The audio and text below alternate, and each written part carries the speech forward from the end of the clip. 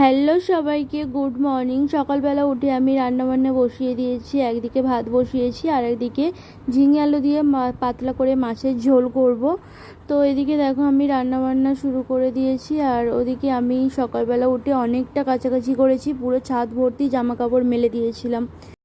যখন আমি রেডি হয়ে বেরিয়ে পড়েছিলাম তখন এত বৃষ্টি হচ্ছিল, আমি সেভাবে ভিডিও করতে পারিনি। রান্নাবান্না কমপ্লিট করে আমি বেরিয়েও পড়েছি আর অনেকটা পথ আমি পৌঁছেও গেছি। তো এদিকে বোনকে ডেকেছিলাম, বলেছিলাম প্রচণ্ড ব্যাগটা ভারী হয়েছে, ওকে আসতে।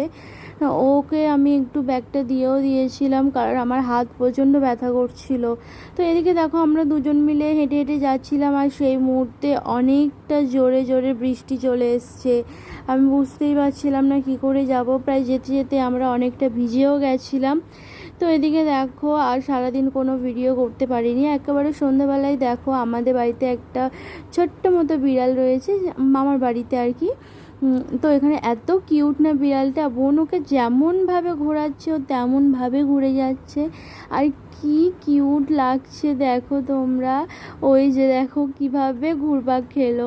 তারপর ওকে বোন একটু বকাঝকা করে খাওয়াচ্ছিল, কারণ ও খেতেই চাইছিল না। তো সন্ধ্যাবেলা দেখো আমাদের এবার টিফিন করার পালা। মামা এনেছিল ফুচকা, তো সেটাই এখন খাচ্ছি।